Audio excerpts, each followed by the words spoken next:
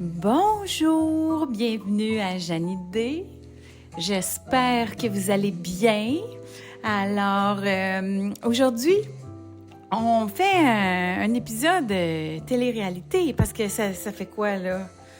C'est au moins 8 épisodes que j'ai pas parlé de télé-réalité. Et je ne serais pas Janie si je ne m'inspirais pas de la télé-réalité pour vous parler de l'incidence de devenir connu sur la vie des personnes. Puis, en fait, c'est ce que je fais. J'aide les gens à devenir connus, plus connus, pour que ça ait un impact positif. Maintenant, la manière. C'est quoi la manière?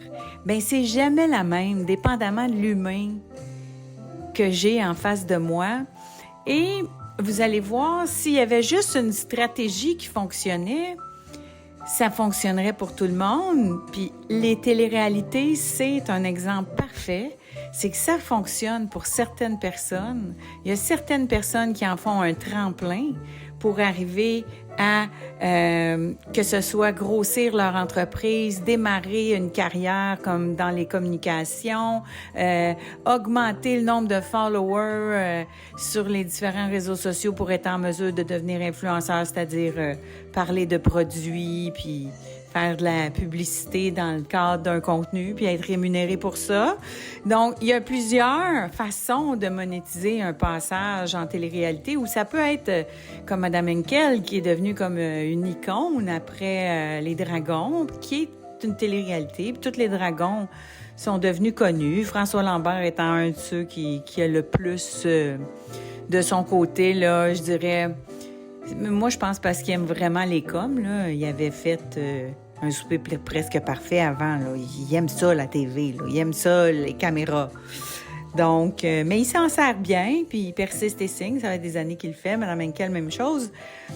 Donc, est-ce que... En fait, c'est quoi l'ingrédient secret? D'après moi, il y a juste un élément certain qui peut t'assurer que tu vas pouvoir catapulter ce que tu veux catapulter après une présence en télé-réalité. Puis c'est pas celle que vous pensez. Alors, restez avec moi. Mon nom est Janie Duquette, stratège de haut niveau, ancienne PDG dans l'industrie musicale, conseillère en notoriété et spécialiste des récits invisibles du succès. Je vous emmène dans les coulisses de la stratégie, du pouvoir et de l'influence. J'ai une idée, c'est un podcast francophone d'opinion, sans entrevue, ni détour. Une voix seule, mais jamais isolée. On explore des trajectoires publiques, des modèles d'affaires, des mouvements culturels, des figures connues et leurs angles morts.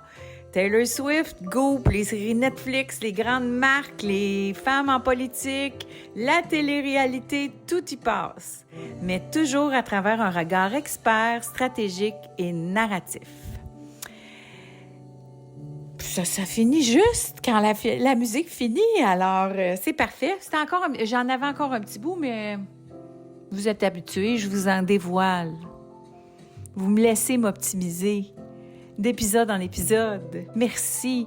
Je suis tellement contente. Il y a Myriane, Madame Labrise, qui est l'experte, hein, c'est une experte en branding et en création de contenu engageant. Qui a pris le temps de me laisser un petit message pour me dire qu'elle avait apprécié ma présentation.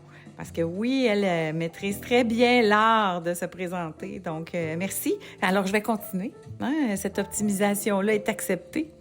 Et donc, je veux aussi vous dire que si vous aimez ce que je fais, je vous remercie d'aller vous abonner. Ça marche, hein, sur ceux et celles qui m'écoutent sur YouTube, là, vous le faites, my God!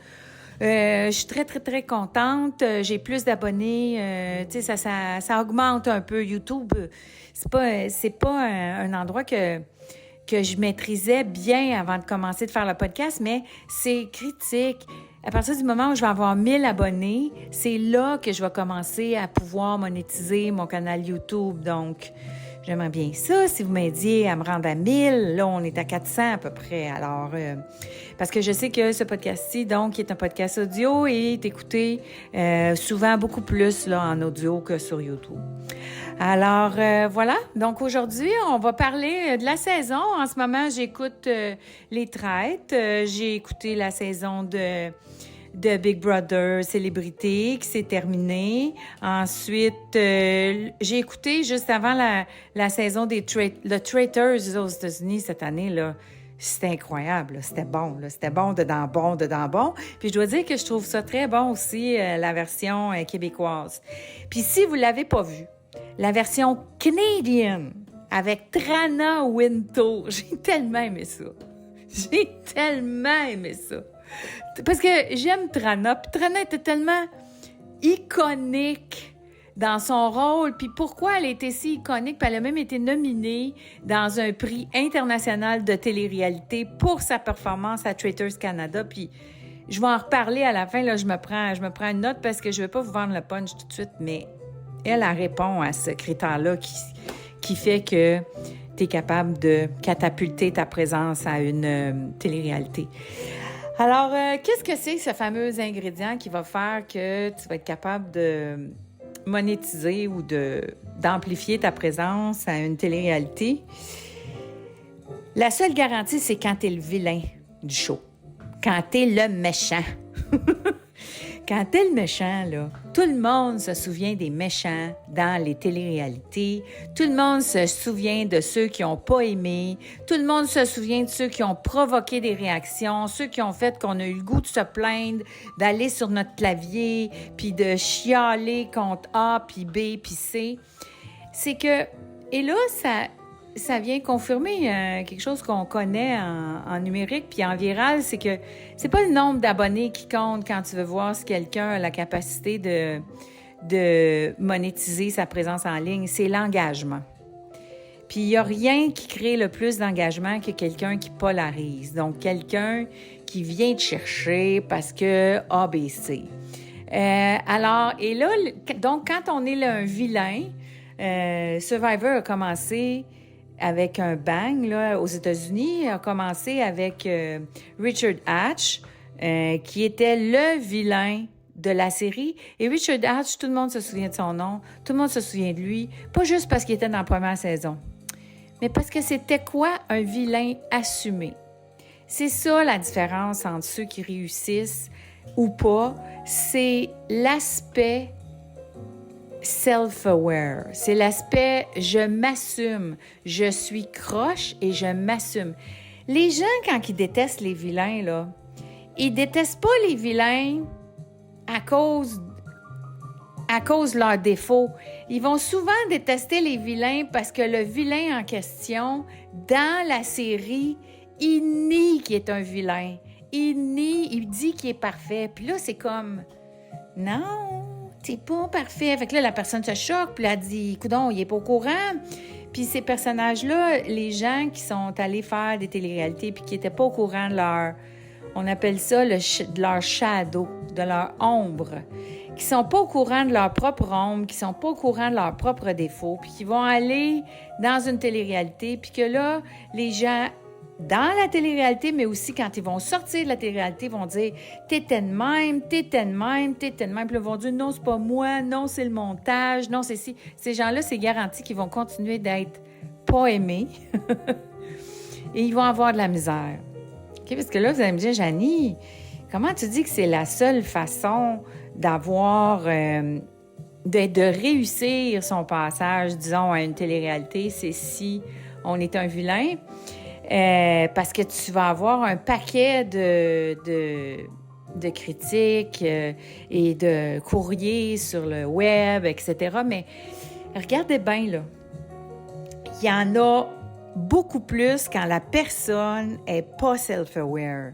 Puis c'est ça appartient aux gens du casting de voir, parce que là, on en a un exemple très, très parlant que moi j'adore. Je trouve que Audrey, qui était dans Survivor Québec puis qui avait annoncé dès le jour 1 à Survivor Québec, elle a dit « Watch out Survivor, vous allez avoir votre première vilaine, c'est moi. Je vais faire un paquet d'affaires. » Mais c'était très assumé. Elle est au courant de ses angles morts, elle est au courant de ses défauts, elle est au courant de quand elle exagère. Puis oui, les gens vont chialer, puis oui, elle en a sûrement eu des gens qui l'ont critiquée sur les réseaux sociaux. Mais la raison pour laquelle c'est plus facile pour certains de passer au travers ces critiques-là, qui, je sais, peuvent être très difficiles, surtout depuis la COVID. Vous le savez, la COVID a divisé les gens, puis a fait une montée de toxicité en ligne qui était pas aussi forte et aussi présente avant. Mais donc, à partir du moment où tu le sais que tu as une tête dure, puis à partir du moment où tu le sais que tu parles tout le temps puis que tu n'écoutes pas les autres, puis à partir du moment où tu sais que c'est un de tes défauts, puis oui, tu en as des défauts, puis sais-tu quoi? La voisine aussi en a, puis le gars en face, il en a lui aussi. Puis à partir du moment où tu as une attitude assumée par rapport à tes défauts, parce que là, on la voit, Audrey, dans les traites, là. Puis là, mon Dieu, Audrey est spectaculaire dans toute sa Audrey ET, c'est-à-dire que c'est ça, elle parle, elle écoute pas, elle fait passer son point, elle est comme un bulldozer, elle germaine jusqu'au bout des ongles. Mais savez-vous quoi? Elle est au courant. Puis quand elle va trop loin, puis qu'il y a des gens dans l'émission qui sont froissés, ben elle va aller les voir, puis elle va aller s'excuser, puis elle va dire « J'ai vraiment exagéré hier, j'ai vraiment perdu ma crédibilité. » Elle se voit aller. Et ça, on en a parlé dans d'autres épisodes, c'est ça le début de la maîtrise de soi. C'est de se voir aller. Puis c'est ça le début de quelqu'un qui est capable de vivre dans l'œil du public. C'est quelqu'un qui prend la responsabilité de ses gestes et la responsabilité de la perception des gens. Parce que ce que les gens vont percevoir, c'est lié à ce que tu as fait. C'est tout le contraire d'un Danick qui n'a pas été aimé à sa saison à Big Brother, puis que là, on voit que la production a essayé de l'aider en disant « Oh non, Danick, tu t'es racheté. » Non, peut-être que les agissements se sont rachetés, mais aucune prise de conscience n'a été faite. Et d'après moi, je ne suis pas dans ses souliers, mais d'après moi, à cause de cette absence de prise de conscience et de prise de responsabilité de ses gestes et de la perception des gens par rapport à ce qu'il fait qui est mal reçu, lui, il résiste, puis il dit que c'est la madame qui est pas contente, qui est à blâmer sur la perception qu'il a eue, alors que, tu sais, comme il était pas plus aware cette saison-ci qu'il l'était l'autre saison, ça a dû faire mal en sortant. Puis il a été critiqué encore parce qu'il y a des choses qui dérangent le public. Mais les choses qui dérangent le public, il est pas au courant ou il les admet pas. Puis s'il les admettait, là, sais-tu quoi? Le public, il n'y a rien de mieux. Il n'aime rien de mieux que pardonner, que suivre quelqu'un qui s'est trompé, puis donner une chance. Parce que sais-tu quoi? Tout le monde dans le public aimerait ça, eux aussi, que quand ils se trompent, de se faire donner une autre chance. Alors, les gens sont... En général, le public est beaucoup plus bienveillant qu'on le pense et ça dépend beaucoup de l'attitude. Maintenant, il y en a qui fake cette capacité de self-awareness-là, puis maintenant, je le vois, ils sont coachés. Je pense à un exemple là, flagrant, c'est Big Brother, il y a 2 saisons. Big Brother États-Unis, il y a 2 ou 3 saisons, où il y avait eu Siri qui est une des plus grandes joueuses de Survivor qui avait jamais gagné.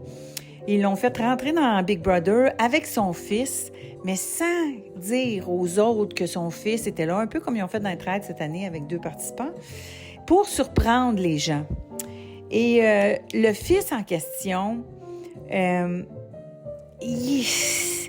y a des traits moraux douteux, disons, pendant la saison. C'est-à-dire qu'on sait qu'il y a une blonde, puis il en parle, mais il commence à tromper sa blonde dans la maison de Big Brother. Puis il y a des caméras 24/24, fait qu'on le voit, qu'est-ce qu'il fait avec la fille. Mais il dit à la fille, il ment à la fille, puis il ment à sa blonde, puis ça va pas bien, là. Ça va vraiment pas bien pour lui, là. Fait que, puis peut-être il est jeune, il fait des erreurs, il sait pas c'est quoi. Peut-être qu'il joue ça dans la vie quand il n'y a pas caméra. Puis, tu sais, c'est quelque chose au niveau de, tu sais, ton éthique personnelle. C'est à lui de décider s'il va décider de le faire ou pas, mais manifestement, là, ça n'a vraiment pas été aimé dans le public, cet aspect-là. Il disait pas à sa mère qu'est-ce qu'il était en train de faire dans la maison. Fait que, voyez, le public est fâché, il trompe sa blonde, qu'est-ce qu'il va faire? Puis là, pendant qu'il était avec l'autre fille, il chante la pomme. De temps en temps, il est tout seul devant une caméra puis il envoie des messages à sa blonde. C'était pas... Ça allait pas bien, là, pour son image publique, là. Et là, quand il est sorti, c'est clair qu'ils l'ont briefé. Okay? Il a été ultra briefé sur qu'est-ce qu'il fallait qu'il dise au public. Donc, tu sais, genre, je m'excuse, je prends conscience, j'ai des choses à apprendre. Très, très, je prends acte, là. Mais cette prise de conscience-là, puis cette prise d'acte-là, là, quand elle n'est pas vraie, ça marche pas. Donc, ça peut être des lignes de relations publiques. On le sait maintenant que le public est capable de pardonner. Maintenant que c'est plus un dialogue qu'un monologue maintenant, là, avec la relation avec le public. Donc, on le sait, les spécialistes savent exactement ce qu'il faut dire. Mais si c'est pas vrai... Tu sais, moi, j'ai une personnalité publique que je connais qui m'a appelé quand cette personne-là a vécu une tempête terrible sur les réseaux sociaux pour quelque chose qui a été posté par cette personne-là, qui n'aurait pas dû être posté, puis il y a eu une tempête épouvantable. Puis c'est quelqu'un de fragile, sensible, qui l'a bien mal vécu, manifestement, là. Puis cette personne-là me disait, « Peux-tu m'aider? Tu peux-tu m'aider? Puis sais-tu qu'est-ce que je pourrais faire pour me sortir de ça? » Puis la première chose que je suis allée vérifier, c'est est-ce qu'il y a une rédemption possible pour vrai dans la vie, là? Parce que c'était un manque de considération. C'est une joke plate, là, une joke qui se fait plus aujourd'hui, qui a été faite. Puis c'est pas Guillaume le Métivierge, là. Vous dites ça, c'est pas Guillaume. Mais, donc, puis tu sais, c'est une joke qui se fait plus. Et moi, ce que j'ai vérifié, c'était, t'es-tu game qu'on va ensemble aller vérifier l'autre bord de ta joke, tu sais? Pour voir c'est quoi, là. Tu t'as ri de quoi au juste, tu sais? Puis cette prise de conscience-là, donc des paroles, des conséquences, de la personne de l'autre bord, c'est ça. Je me disais, si on fait ça, ça peut être extrêmement gagnant parce qu'on peut montrer que c'est un apprentissage, c'est un vrai apprentissage. Mais la personne restait dans sa posture de victime. La personne ne rentrait pas dans sa responsabilité. La personne n'était pas... je la sentais pas ouverte à une démarche de compréhension. C'était juste, l'Internet, c'est toxique, le monde est violent, je suis une pauvre victime, ça a été dur pour moi, pour ma famille, etc. Fait que j'ai refusé le mandat parce que j'irai pas faire une démarche qui est pas vraie. De toute façon, ça marchera pas. La personne va s'échapper après, puis la vraie nature va revenir. Et donc, ça va juste être un exercice de ça va être du vent, là. Alors donc, c'est ça. C'est que soyons vilains, mais soyons vilains assumés.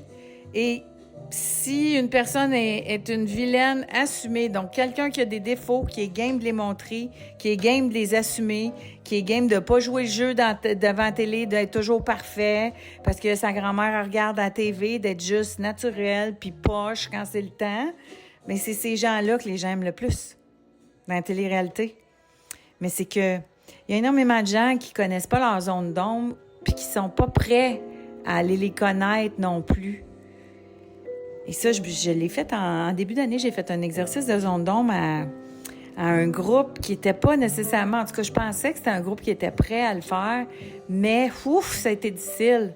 Ça n'a pas été si bien accueilli que je pensais, puis c'est ça, c'est que c'est pas tout le monde qui est toujours prêt à aller jouer là, puis c'est correct, mais à ce moment-là, elle n'est pas à TV, là. C'est ça que je veux dire, tu sais, dans le sens où chacun son développement personnel à son rythme, là. Mais elle n'est pas à la TV en pensant que tout va bien aller, là. Alors, c'est ça. Puis je voulais vous parler donc un peu aussi de ces vilains assumés, là, qui font extrêmement bonne figure. Donc, bravo à Audrey. Puis Audrey, avec sa façon d'assumer, donc, ses imperfections, puis son authenticité est en train de permettre aux femmes encore plus d'être imparfaites à la télé parce qu'on leur pardonnait pas, puis les gens étaient ultra sans défensive. Je pense à Joëv dans le temps, qui avait été tellement magané par la télé-réalité. Puis je veux parler de Mégane encore, là, parce que Mégane, c'est plate. Mégane d'Occupation Double, elle l'a fait une fois, ça s'est pas bien passé, mais moi, tout de suite, j'ai vu, je me suis dit, ouf! Ça, c'en est une qui pourrait catapulter son statut de vilaine en monétisation extraordinaire. En plus, c'est une jeune fille extrêmement douée. Elle a un talent fou pour les affaires, ultra débrouillarde, indépendante. Bref, selon moi, elle avait tout pour être capable de monétiser, mais je vais vous le dire, moi, j'ai essayé, j'ai tendu une coupe de perche, je l'ai invitée à la radio, puis elle n'est pas venue. Fait qu'écoute, c'est correct. Fait que ce qu'elle a fait, c'est qu'elle a fait une autre saison d'Occupation Double où elle a encore fait une erreur de jugement qui a probablement... Les gens ont probablement dû y remettre sur le nez un peu. Ça n'a pas été... Mais il y a juste un travail. C'est un travail, dans ce cas-là, on fait un travail de leadership avant. Donc, c'est ce qu'on appelle un travail de leadership, de décision. On va aller travailler les zones d'ombre, on va être au courant des zones d'ombre, on va voir ce qu'on est capable d'assumer. Si jamais il y a des blessures profondes, moi, des fois, je vais référer des clientes à j'ai un réseau de thérapeutes, psychologues, tout ça, extraordinaires, qui sont équipés pour gérer ça. Moi, je suis pas une psy, là. Mais tu sais, des fois, on voit qu'il y a des zones où il y a des blessures qui méritent. Parce qu'à partir du moment où tes blessures personnelles sont guéries, le public peut plus te faire mal. Quand ça fait si mal, là, c'est parce que le public va mettre le doigt sur des affaires que tu n'as pas vues. Puis ces choses-là, invisibles, ce que moi, je trouve que ma spécialité, d'aller voir ce qui est invisible, là, mais qui est là, ça, là, le public, il le voit là, en 14 secondes. C'est très senti. Puis des fois, c'est pas nommé. Ça va être quelqu'un qui va dire, tu sais, je me souviens d'une animatrice de radio où ça s'entendait dans sa voix. Son amertume s'entendait dans sa voix, même si elle avait une voix formidable, même si elle avait un thème formidable, fille ultra intelligente. Puis là, elle disait tout le temps, elle recevait beaucoup de courriers, les gens l'aimaient pas à la radio, puis ils aimaient pas... Tu sais, ils vont pas aller dire ce que j'aime pas, c'est ta blessure cachée dans ton ombre, là. C'est pas ça qu'ils vont dire. Ils vont dire, je l'aime pas, elle me tape ses nerfs. Je l'aime pas, elle est fatigante. Ou j'aime pas sa voix, elle me gosse, pourtant elle a une super belle voix. Mais ce que le public ressent, c'est ces affaires-là non gérées, non assumées. Et parfois, le frein au développement de la carrière, au développement de la business, au développement de la posture puis de l'image se retrouve dans des blessures non gérées. Puis ça, mais particulièrement auprès des leaders, il y a de la résistance. C'est pas tout le monde qui veut aller là, qui est prêt à aller là. Mais encore une fois, moi, je dis, je n'êtes pas obligé d'aller là, mais dites-moi pas que vous voulez aller à la télé, ou dites-moi pas que vous voulez faire une série web, ou dites-moi pas que vous voulez animer des podcasts pendant 18 saisons. Si vous n'êtes pas prêt à aller là. Parce que ce qui fonctionne aussi, c'est d'être au courant, de se connaître bien, de connaître ce qu'on dégage. Et là, je reviens à Trana. Trana, dans les Traitors canadiens-anglais, j'ai jamais vu quelqu'un se tromper à ce point-là dans l'évaluation de situation là, au niveau des traites, etc. Et donc, ultra trompée. Puis, elle argumentait à table, puis tout ça. Puis après ça, on la voyait avec les producteurs, puis elle disait, hey, je peux-tu m'être plus trompée que ça? Tu sais, elle nommait ce qu'on pensait avant même qu'on le pense. Et c'est ça, c'est que là, au lieu que le public te prenne en grippe, il se sent complice avec toi. Faut vraiment le voir comme une relation. Donc, Trana, même si elle s'est trompée à tour de bras, elle n'est pas arrivée après en disant « Ouais, mais c'est à cause que tel autre me dit telle affaire. Ouais, mais c'est à cause que si. Ouais, mais c'est à cause que ça. » Si tu nies pendant 20 minutes, là, tu vas te le faire dire 56 fois, puis 173 fois par le public par après. Donc, se connaître soi-même est un outil essentiel, puis les exercices de connaissance de soi, puis de connaissance de l'ombre, puis de connaissance des forces, c'est du leadership. C'est ça qu'on fait quand on va aller solidifier le leadership à l'intérieur de soi pour justement recevoir cette grande lumière-là. Je voulais mentionner deux des plus grands personnages de télé-réalité depuis le début des télé-réalités. Ce sont et le gars et la fille qui ont probablement participé au plus de télé-réalités et qui en ont vraiment fait une carrière. Eux autres, ce qu'ils font dans la vie, c'est qu'ils participent à des télé-réalités. Ils sont les méchants assumés et ils jouent très bien leur rôle, puis tout le monde les reveut tout le temps. Alors, tu as Johnny Banana, donc, qui est lui, c'est vraiment un OG. Vous l'avez peut-être connu, Johnny Banana, soit dans les Traitors, soit dans The Challenge, donc, qui est une émission... Ils l'ont passé à CBS, là, il y a 2-3 saisons, mais ça passe surtout en ligne maintenant parce que ça origine de MTV aux États-Unis. Et lui, c'est un des participants originaux de MTV, c'est le Real World, qui est la première télé-réalité. Il y a eu Pignon sur rue aussi au Québec, mais donc la première télé-réalité, il était dedans, puis il était méchant, puis il s'est assumé, puis là, il est parti faire de challenge, puis il est resté lui-même. Et depuis, je pense qu'il est à la télé depuis 25 ans. Il monétise extrêmement bien son vilain assumé. Et au niveau des femmes, c'est incontestablement Omarosa. Omarosa qui a participé à la première saison, je pense, ou la deuxième de The Apprentice, avec Donald Trump, qui est retourné faire All Stars, qui s'est pogné avec tout le monde. Elle était au courant, puis pas au courant, mais au début. Mais après ça, elle est devenue self-aware et elle s'est mise à lean in ses crochitudes. Tu sais, moi, je dirais qu'elle en fait plus, puis elle va résister parce qu'elle sait que le public va...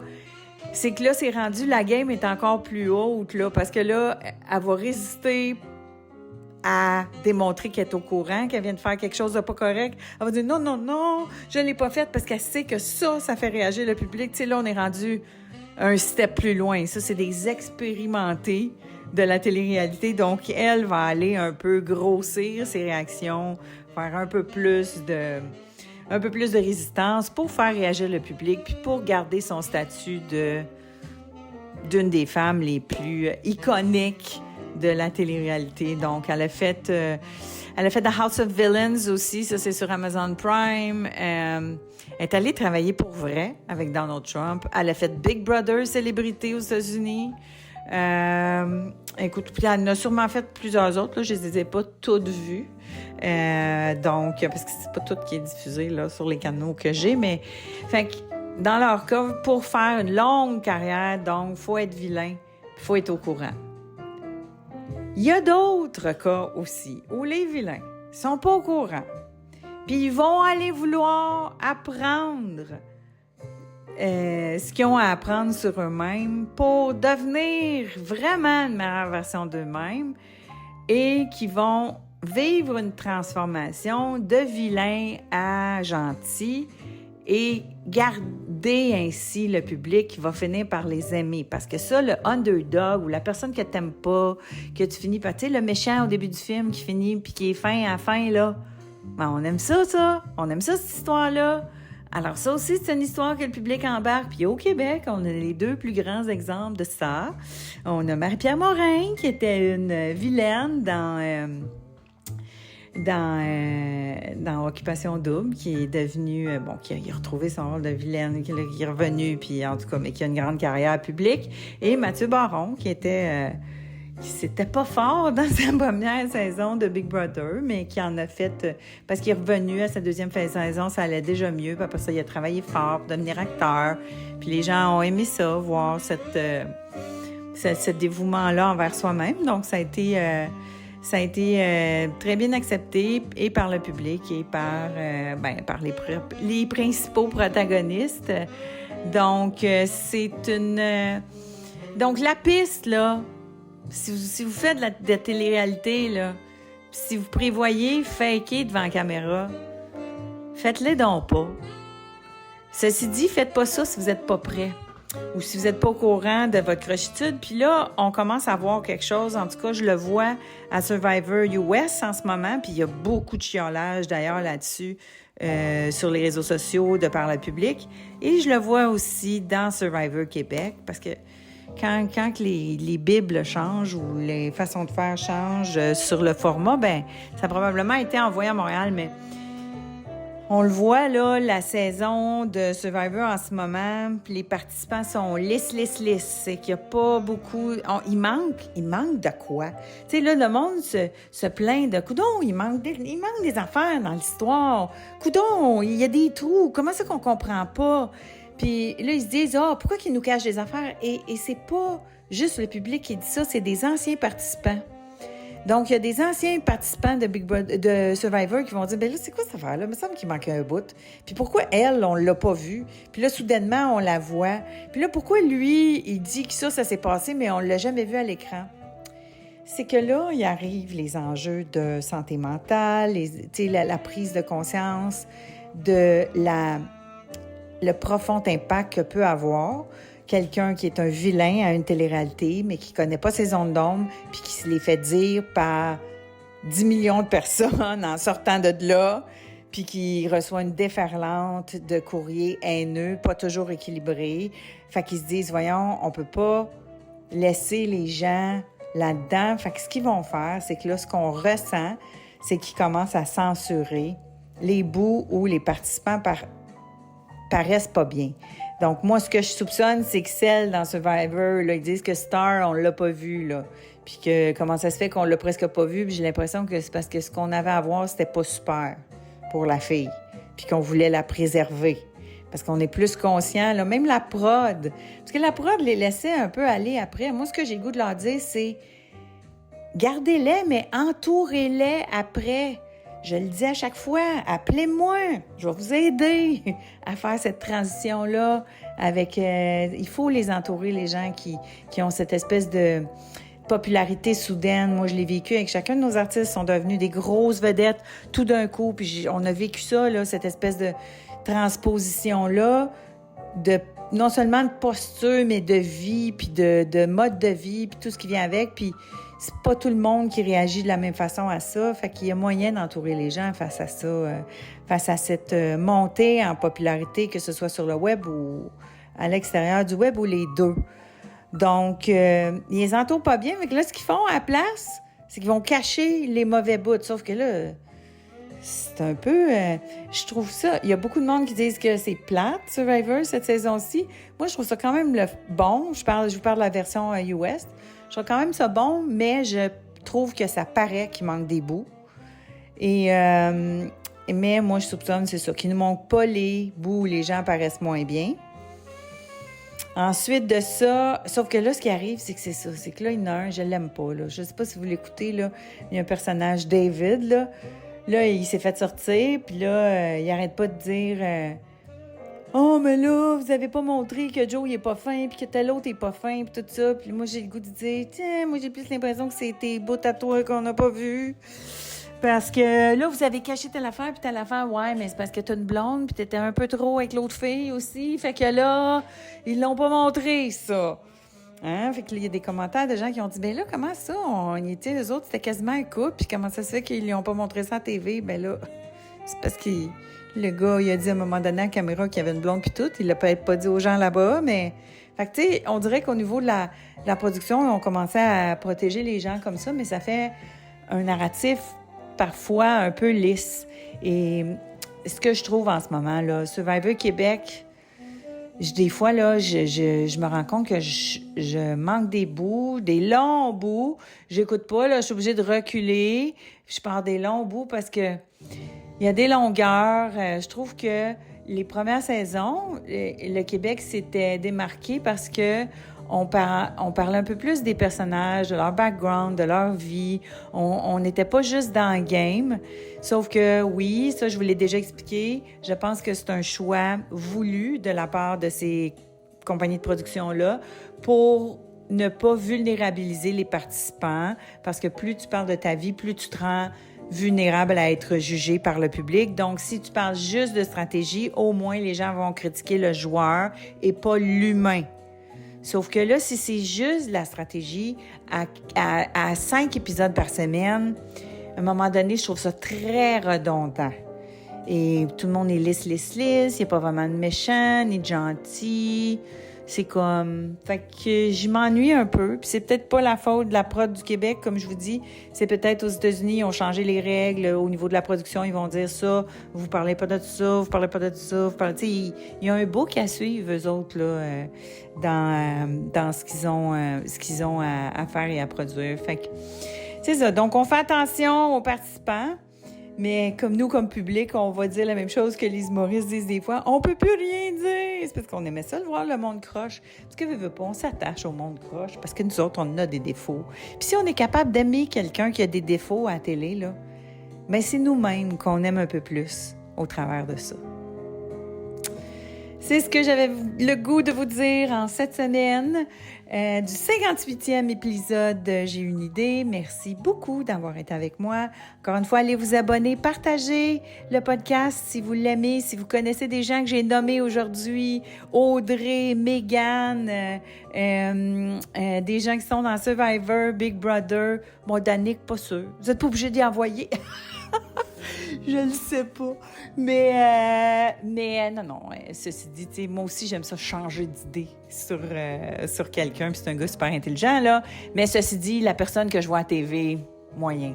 Donc, mais si vous connaissez des gens qui, vous pensez, vont aimer le contenu de ce podcast, je vous remercie déjà de le partager. On se revoit la semaine prochaine.